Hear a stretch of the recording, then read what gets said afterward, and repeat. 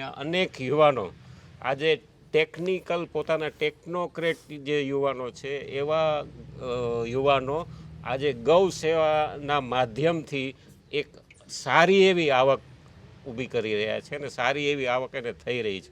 ઘણી બધી ગંગા સ્વરૂપ બહેનો એમને એક સ્વનિર્ભર બની છે, આત્મનિર્ભર બની છે. જય ગૌ માતા મિત્રો, વંદે ગૌ માતરમ, ભારત માતા કી જય. આજે સરસ મજાના એક પવિત્ર દિવ્ય આત્મા જેમણે આખી જિંદગી પ્રેસમાં એટલે કે ન્યૂઝપેપરમાં એડિટિંગ, લેખ અને મેનેજમેન્ટમાં આપી અને એ માણસ આજે શાંતિ શોધતા શોધતા મારી પાસે આવ્યા અને મને કે મારે શાંતિ જોઈશે. એટલે મારી પાસે તો બીજું શું હોય, જેની પાસે જે હોય આપે. ગાય ગામડું ને ખેતી શાંતિનો મૂળ આધારસ્તંભ છે. તો આવો એક વ્યક્તિ એકદમ પવિત્ર ને દિવ્ય આત્મા, એકદમ નિર્દોષ આત્મા એવા માણસ, ખાલી માણસ ને સાદા માણસ એટલે કિશોર ડોડિયા. તો તમારો પૂરો પરિચય આપો પહેલાં. વંદે ગૌ માતરમ, જય ગૌ માતા. રમેશભાઈ મને પવિત્ર આત્મા કીધો, પણ પવિત્ર આત્મા બનવાની જે આખી સફર છે એ પહેલાં જે મારી જે શરૂઆત હતી કે રાત્રે ડ્યુટી રહેતી મારી અને 7 વાગે ડ્યુટી ચાલુ થાય અને ઘણીવાર તો એવું બનતું કે હું સવારે 5 વાગે ઘેર જતો. એટલે મારું જમવાનું, મારું સૂવાનું આ બધું એકદમ લાઈફસ્ટાઈલ એવી થઈ ગઈ હતી કે મારો સ્વભાવ આખો ચીડિયો થઈ ગયો હતો. ઘરમાં મારી હાજરી કોઈને ગમતી નહીં, કારણ કે જે કાંઈ નાની નાની વસ્તુ બને તો એમાં ગુસ્સો આવી જાય. એટલે આ સ્થિતિ વચ્ચે પછી મને ખબર નહીં, અંદરથી જ પ્રેરણા થઈ કે ઉપરવાળાના કે ગૌ માતાના આશીર્વાદ, કે જ્યારથી મેં મારો ક્રમ એમાં એક ઉમેરો કર્યો કે જ્યારે પણ હું ઘરની બહાર પહેલી વાર નીકળું, સવારે, બપોરે, સાંજે જ્યારે પણ પહેલી વાર નીકળું ત્યારે મારા આંગણામાં એક ગાય છે. એ ગાયને ગોળ અને રોટલી આપું, પછી જ મારા બીજા કામ ચાલુ થાય.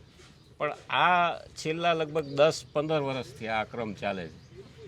એ પછી મને એવું અંદરથી ગૌ માતાના જ આશીર્વાદ કે એવું લાગ્યું કે ખરેખર જે આપણે દોડાદોડી કરીએ છીએ ને જે બધું છે એમાં અંત તો ખરાબ જ છે. એના કરતાં હવે કંઈક એવી શોધ કરીએ કે એવું કંઈક કરીએ કે જેનાથી માત્ર આવક નહીં પણ થોડીક મનની પણ શાંતિ, જેને આપણે એમ કહીએ કે જોબ સેટિસ્ફેક્શન જેને કહેવાય, કે સંતોષ થાય આપણે, એમ કે કાંઈક આપણું આવક પણ જળવાઈ રહીએ અને પાછું કામ પણ એવું સંતોષકારક થાય.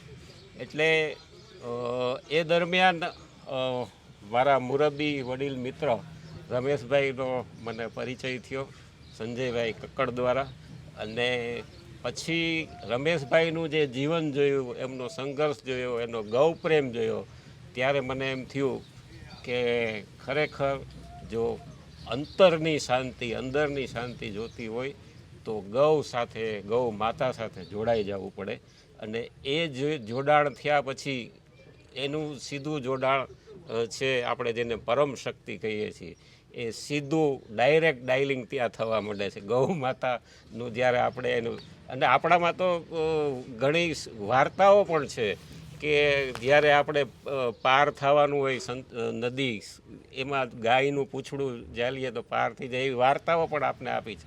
પણ એનો ક્યાંક ને ક્યાંક અર્થ એવો છે કે ગૌ સેવા સાથે જોડાવ અને ગૌ સેવા છે એ આપણો બધાનો ઉદ્ધાર એ કરી શકશે. એ ઉદ્ધાર કેવી રીતે થાય છે એ મેં આજે રમેશભાઈને મળ્યો ત્યારે મને એમ થયું કે ગામડું, પછી ગાય ગામડું ને ખેતી, એનો જે આપણી જે સભ્યતા છે, આપણી જે સંસ્કૃતિ છે, એને આપણે ટકાવી રાખવી હશે તો આવી સરસ મજાની જે ગૌશાળા છે એને આપણે બનાવવી પડશે. અને જે લોકો ગૌશાળા સાથે સંકળાયેલા છે, જોડાયેલા છે, એમના માટે આ ઉત્તમ પ્રેરક એક કાર્ય છે. અને આવું કાર્ય દેશભરના યુવાનો, ખાસ કરીને હું એટલા માટે કહું છું કે અહીંયા અનેક યુવાનો આજે ટેકનિકલ પોતાના ટેકનોક્રેટ જે યુવાનો છે એવા યુવાનો આજે ગૌ સેવાના માધ્યમથી એક સારી એવી આવક ઊભી કરી રહ્યા છે અને સારી એવી આવક એને થઈ રહી છે. ઘણી બધી ગંગા સ્વરૂપ બહેનો એમને એક સ્વનિર્ભર બની છે, આત્મનિર્ભર બની છે.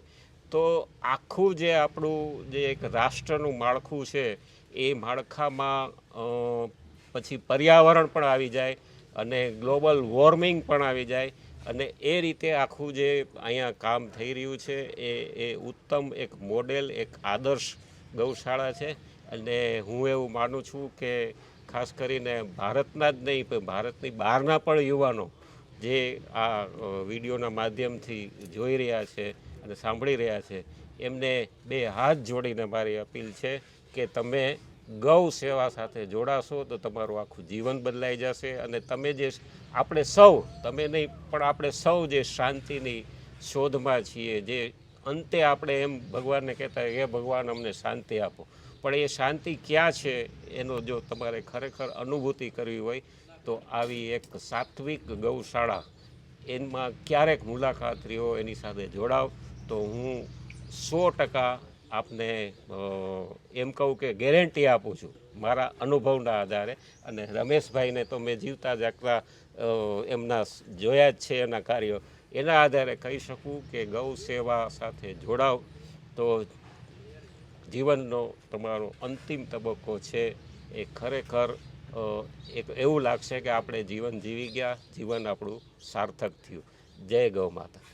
જય ગૌ માતા. કિશોરભાઈ તો બીતા બોલ્યા કે અંતિમ તબક્કો સુધરશે, પણ મિત્રો હું તો ગેરંટી સાથે કહું છું કે ગાય ગામડું ને ખેતી એ શાંતિનું સાચું સરનામું છે, પરિવારને ટકાડી રાખવાનું સરનામું છે, આરોગ્યને બચાવી રાખવાનું સરનામું છે અને સંસ્કૃતિ, તમારી ધરોહર અને પરંપરાને સંભાળી રાખવાનું સરનામું છે. એટલે ગાય ગામડું ને ખેતી એ આપણી સંસ્કૃતિનો પ્રાણ છે એમ કહેવું હોય તો કહી શકાય મારી ભાષામાં. આ બધાય મારા શબ્દો છે, તમને ક્યાંક કામમાં આવે તો લેજો અને ક્યાંક કામમાં આવે અનુકરણ થાય તો કરજો. એમાં ક્યાંક ને ક્યાંક તમારા પરિવારનું અને તમારું સુખ છુપાયેલું છે. એ વાત સત્ય છે. દુનિયા ગમે એટલી ટેકનોલોજીમાં વહી જાય કિશોરભાઈ, 500 કે 1000 કરોડના કોમ્પ્યુટર આવી જાય તો કોઈ દી ખાવાનું કોમ્પ્યુટરમાં અનાજ, વેજીટેબલ કે દહીં કે ઘી, દૂધ, સાઈઝ કોઈ દી કોમ્પ્યુટરમાં નહીં બને. એના માટે તો ગાય ગામડું ને ખેતી એ જ આપણા રુધિર, આપણામાં લોહી ભરશે, એ જ આપણામાં હાડકા બનાવશે ને એ જ આપણામાં માંસ, રક્ત, મજા, વીર્ય આ બધું આપણામાં આજ ભરશે. એટલે આનો આદર કરતા શીખો, આનો સત્કાર કરતા શીખો, આનું સન્માન કરતા શીખો, તમારું જીવન બદલી જાય. આ એક નાનકડો કિસ્સો છે. કિશોરભાઈ આપનો ખૂબ ખૂબ આભાર. રાજકોટથી કિંમતી સમય કાઢીને તમે આવ્યા. વંદે ગો માતરમ. ભારત માતા કી જય. ભારત માતા.